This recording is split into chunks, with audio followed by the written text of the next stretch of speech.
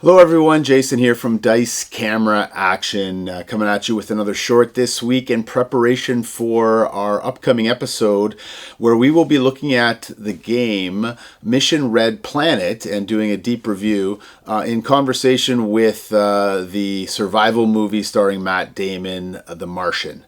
So I thought today, in preparation for that episode, I'm going to give you 5 survival-themed films to put on your radar. Now, survival films are a dime a dozen, and they can be categorized in a variety of ways. A lot of war films are survival-based, a lot of maybe zombie films or creature films such as Jaws, Alien, The Thing. Basically, a lot of horror movies can be trying to survive, whether they're supernatural or man versus man. There's man versus nature films like Castaway. There's so many of them. And a lot of those well-known ones have been reviewed to death. I'm not going to talk about those today. We might do some future episodes on some of those and give them the time they deserve. But today, I want to give you 5 recommendations for survival films that maybe have flown under the radar and maybe you have not heard of or maybe you have not seen. So here goes.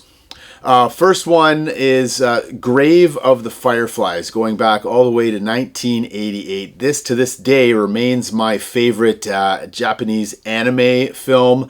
It's a devastating meditation on the human cost of war. It's an animated tale following the lives of Saita, a teenager charged with the care of his younger sister, Setsuko, after a harrowing American firebombing during World War II actually separates the 2 children from their parents. The tale of survival is so harrowing and so heartbreaking, but it's beautifully told with a phenomenal animation. It's true to life. It's a very human story. The siblings must rely completely on each other and struggle against all odds to stay together and to stay alive. And we follow them for the duration of this film in their struggle to survive.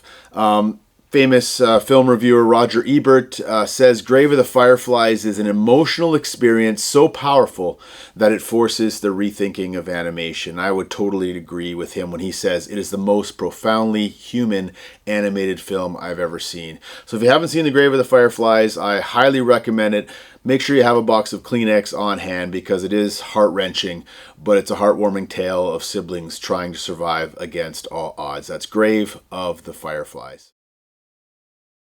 Okay, that's an anime film. I want to turn to a documentary adventure film from 2003 you may not have seen or heard of called Touching the Void.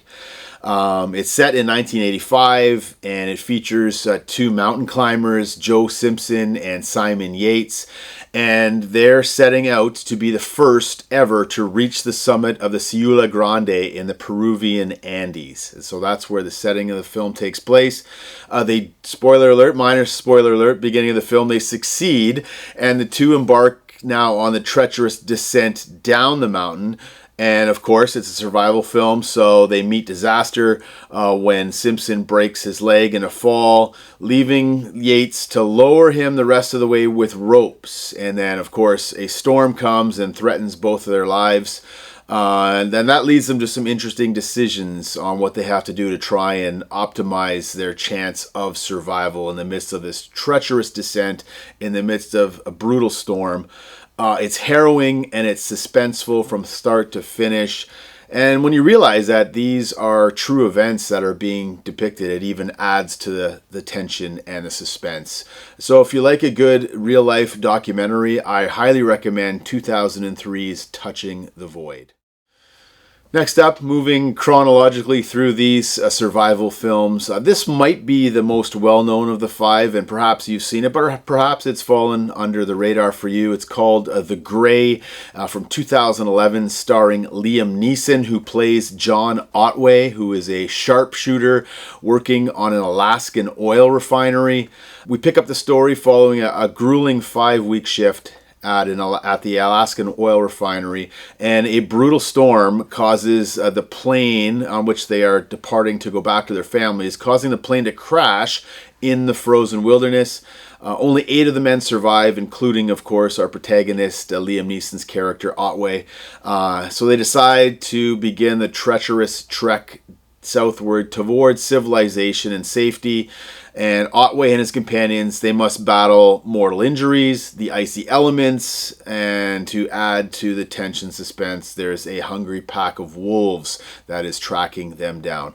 That alone makes the story compelling, but what elevates The Grey is the fact that both Otway's character in the film and Liam Neeson in his real life at this time had recently lost their wives.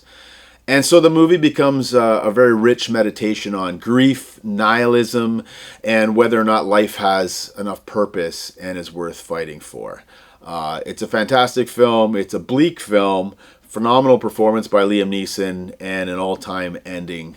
It's The Grey from 2011.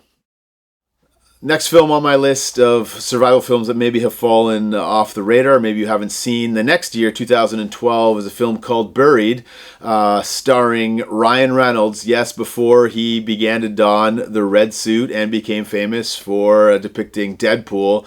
He plays in this film a civilian truck driver in Iraq by the name of Paul Conroy, who falls victim to a band of insurgents. And after an unknown length of time later, he awakens in a coffin. With little more, he's got a lighter, he's got a cell phone, and a whole lot of anxiety. He's faced, obviously, with dwindling oxygen supply, a dying cell phone battery. He's got to fight panic, despair, delirium as he awaits a rescue that may or may not arrive in time. Now, this movie could have failed for a number of reasons, but because of Reynolds' excellent performance, one of his career best performances here, and there's some interesting plot twists that are used to great effect throughout the film. It keeps the tension really high. I think Buried works, and I think it's the most realistic depiction of the horror, the terror of being buried alive. If you're claustrophobic, this one's gonna be tough to watch, but it's well directed and well acted by Reynolds. It's from 2012, Buried. And last but not least, moving ahead again, one more year in 2013, there was a good little run of these survival films in the early 2010s. This one hit me at the right time. It's definitely the most sort of indie art house, slower paced movie of the bunch I'm recommending today. It may not work for everyone, but I simply adore this film. It's called All Is Lost, starring Robert Redford. He basically plays someone at sea on his in the Indian Ocean. He's a veteran mariner, but he awakes in his vessel one day as it's taking on water. And he realizes that he's collided with sort of a stray shipping container that was floating in the ocean.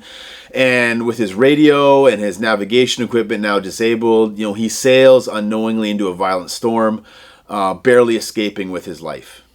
And of course, when you're at sea, you've got to battle the ocean currents, you've got to battle the weather, you've got to battle sharks circling beneath, and you only have a certain amount of supplies and time to stay alive.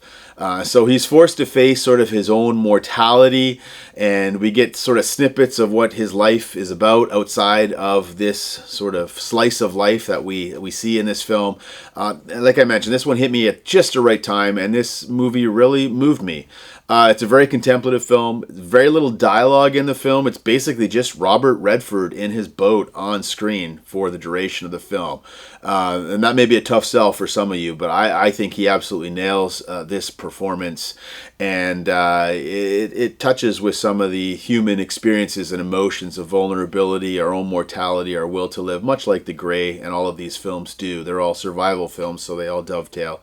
It may not work for everyone, but I found it to be very emotive. That's All Is Lost from 2013.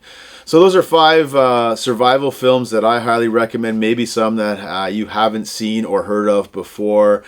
Be sure and tune in to our next episode as we do a deep dive on one more well-known survival film, The Martian, and of course we'll do a deep review of the Mars-themed board game, the excellent board game, Mission Red Planet.